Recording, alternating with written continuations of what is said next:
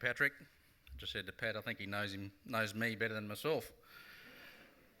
Very humbling, and it's a pleasure to be here. Good morning, ladies and gentlemen. I begin by paying my respects to the Gulmatch people and their traditional owners, past and present, on whose land we are gathered here today. And I thank the Yothu Yindi Foundation for the invitation to speak this morning at this prestigious festival. It is indeed an honour and a privilege.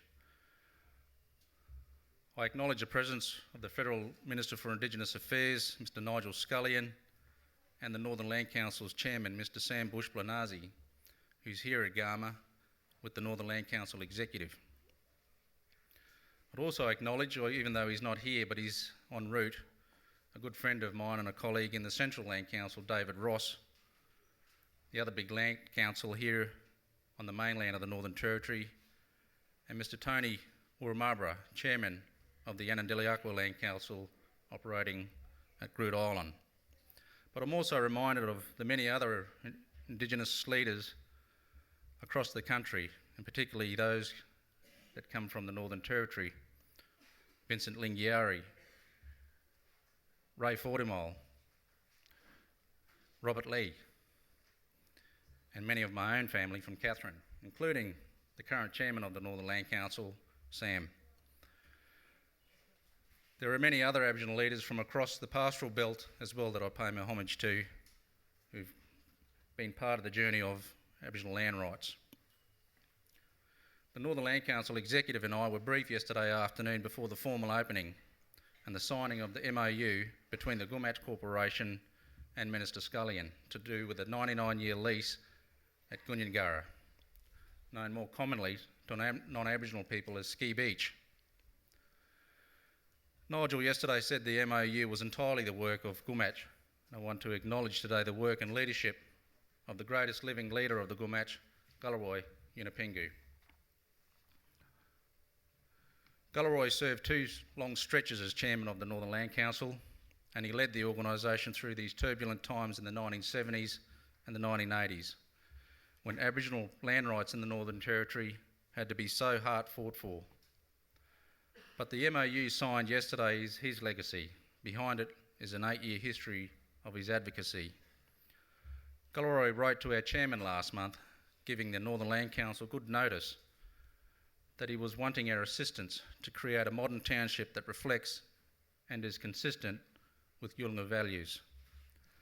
The MOU is the manifestation of that aspiration, and the Northern Land Council will work closely with the Gulmatch and the Commonwealth Government over the coming months.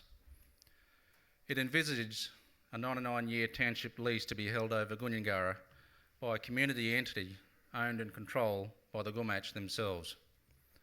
That makes it fundamentally different to the township leases that the Commonwealth Government has negotiated on the Tiwi Islands and on the Groote Island, just across the waters from here. Those leases are held in the name of a Commonwealth officer called the Executive Director of Township Leasing, or the EDTL as we know of him. The EDTL consults with Aboriginal traditional owners and affected communities about subleases. But ultimately, he, and at the moment it's a he, controls development in those communities and settles the subleases. That model was created by amendment in 2006 to the Northern Territory Land Rights Act, the work of former Indigenous Affairs Minister Mal Brough. It's a model which the Northern Land Council's full council has opposed because it sidelines traditional owners because they can ultimately lose control about how their community is developed and who gets a sublease. Minister Scullion yesterday mentioned the difficulties around his attempts to secure a 99-year township lease at Gumbalanya, or otherwise known as Owen Pelly in Western Arnhem Land. That's in the Northern Land Council region. Before any deal like a township lease, the Northern Land Council has a statutory duty to ensure that traditional owners are consulted and that they give their free, prior and informed consent. I won't go into all the details, but the NLC and Senator Scullion have been at serious loggerheads as negotiations over a township lease at Gumbalanya have bumbled along. Senator Scullion yesterday described the model being proposed for Gunyangara as an elegant solution, one that strikes the right balance. I'm inclined to agree, and I want to congratulate the Minister for his willingness to demonstrate flexibility. So for the record, let me say the Northern Land Council is not opposed to township leases per se. It's just that we don't want to see traditional owners having to forfeit control and lose their property rights. We remain hopeful that that will not be the outcome at Gumbalanya. And I know that Minister Scullion spoke in a lecture here last night about the early difficulties in his relationship with the Northern Land Council, and I can attest to that.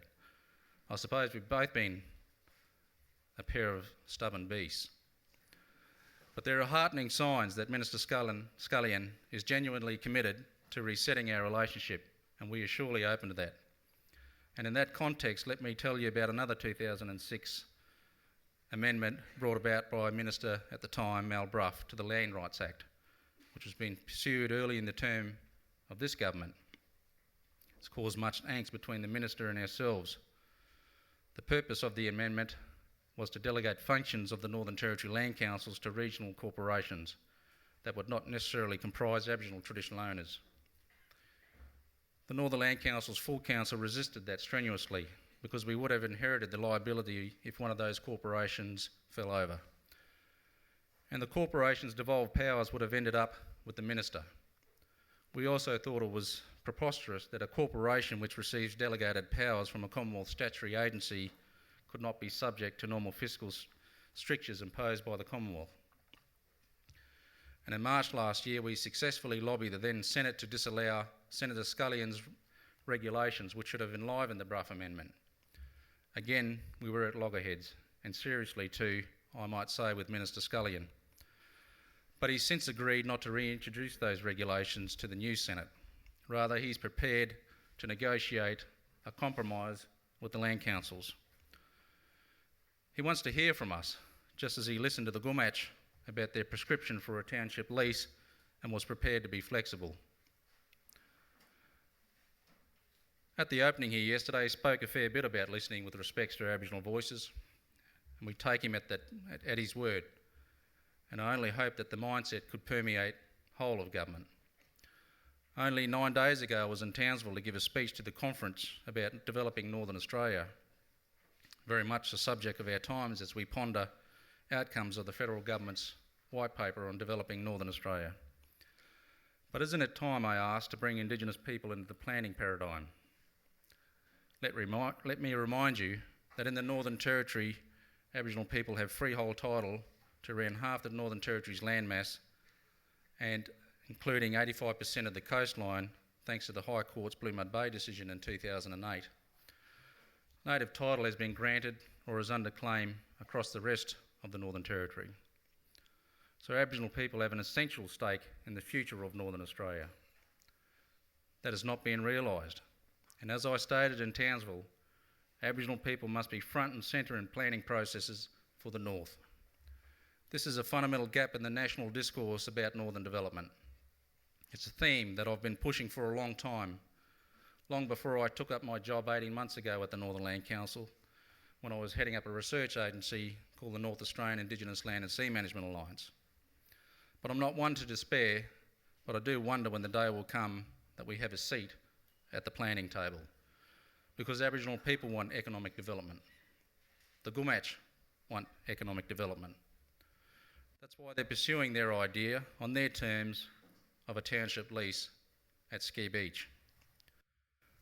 To my mind, the abandonment of the Rio Tinto bauxite refinery here in Gove underlines the vulnerability of Aboriginal people in remote parts of the Northern Territory and Northern Australia as development comes and development goes. The Aboriginal community at Nookara in central Arnhem Land has suffered too in the past year from the collapse of 2 mines operated by Western Desert Resources and Sherwin Iron. Jobs and royalties were promised. Jobs and royalties have evaporated. And in the case of Western Desert Resources, Aboriginal traditional owners were owed hundreds of thousands of dollars when the company folded. That's left them highly cautious when they hear promises of jobs and riches at a time where there's all this talk about developing the North. They've come to realise that some of the economic development in Northern Australia, which they are expected to consent to, comes with risk and costs. And it's not all monetary risk and costs. There can be a cultural dimension too, like near the West Australian border, where we are having to consult with native title holders about the planned expansion of the Ord River irrigation scheme into the Northern Territory. It's one of the projects touted in the white paper. Aboriginal people are being asked to extinguish their native title in return for money and jobs. It's one thing, of course, for traditional owners to consent to extinguishment, but it's another thing for senior lawmen who are in charge of ceremony and preserving the many sacred sites and dreaming tracks which characterise that country. It saddens me to tell you that those consultations are causing heartache and strife. So there are special dimensions to consider when grand plans for development are pushed in the north where Aboriginal interests are dominant. That's why the Northern Land Council is proposing to develop what we're calling a prospectus to identify opportunities for development on Aboriginal lands across our region. Not a prospectus in the stock market sense, but a document driven by Aboriginal traditional owners and communities and the townships themselves to identify developments that embrace their cultural and environmental values as well as their economic aspirations. I believe we're making positive headway in our negotiations with the federal government for support of this project. But it's a project that would certainly fit Nigel Scullion's recognition of the need to listen with respect to the voices of Aboriginal people, to take account of their ideas and empower them. And let's hope that prescription is heeded when Aboriginal people in the Northern Territory are called to consider two fundamental questions which loom on our horizon. The first is statehood for the Northern Territory. The second is recognition of Indigenous peoples in the Australian Constitution, and that, of course, will have to be considered not just here in the Territory, but by all Indigenous people across Australia. The revival of that idea that we should be the seventh state of Australia certainly came out of the blue when it was promoted a couple of weeks ago by our Chief Minister, Adam Giles. Sure, both major political parties in the Northern Territory, Labor and the Country Liberals, have long supported a push for statehood. But this recent call took us all aback. Former Chief Minister Shane Stone QC famously had a go at becoming the first Premier of the state of the Northern Territory back in 1998. He put statehood to a referendum that was held in conjunction with the federal election in 1998. The people of the Northern Territory voted it down, albeit very narrowly, and Shane Stone lost the Chief Ministership a few months later. The no vote of Aboriginal people has been credited with the loss of that referendum, and that's because they harboured serious reservations about the fate of the Northern Territory Aboriginal Land Rights Act, an act by the Commonwealth Parliament in 1976. Various country Liberal politicians over the 39 years since then have called for the Commonwealth to surrender the Land Rights Act to the Territory, and Aboriginal people still fear the consequences of that fate. I say that the recent history of government here gives little comfort to anyone, least of all Aboriginal people, that this jurisdiction has attained the political maturity or has the machinery robust enough to deserve the recognition of being a state.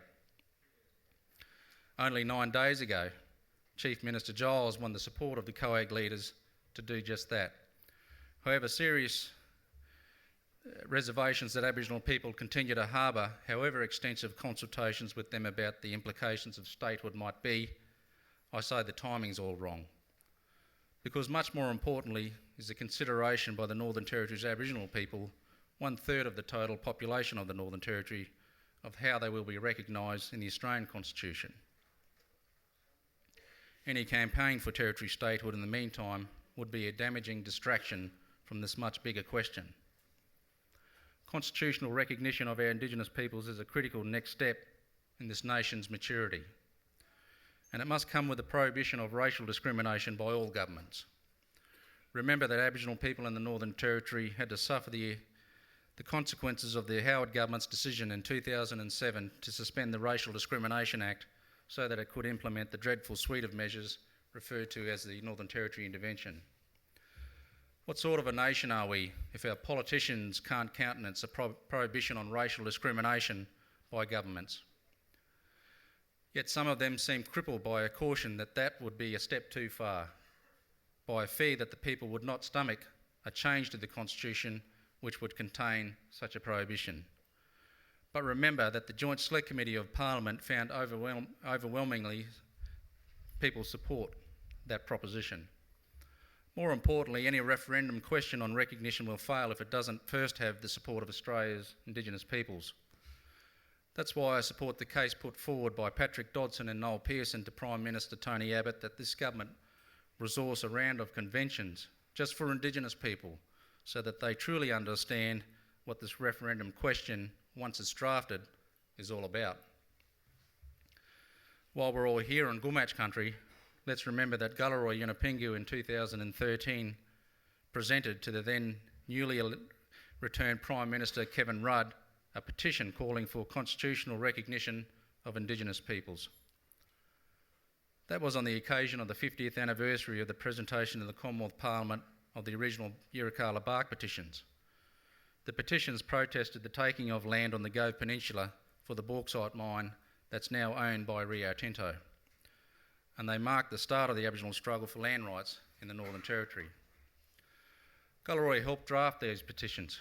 His father was a signatory, and how fitting it is that, as he prepares to retire from public life, Galarrwuy Yunupingu will be honoured at this place later today. And that leads me to recognise another great Aboriginal leader from East Arnhem Land, who will also be honoured separately here today.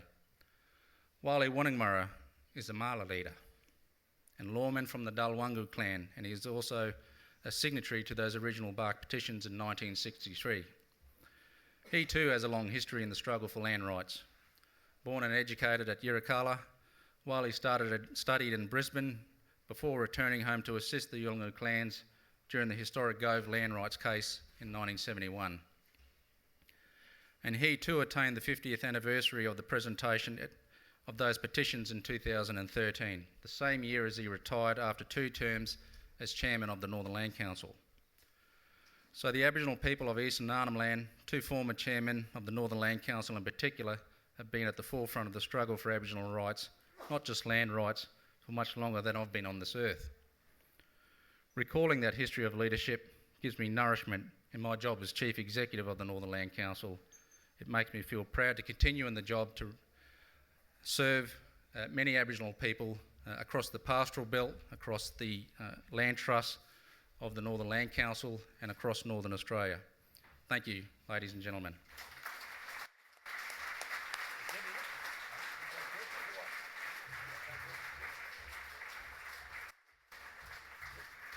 Thank you, Joe.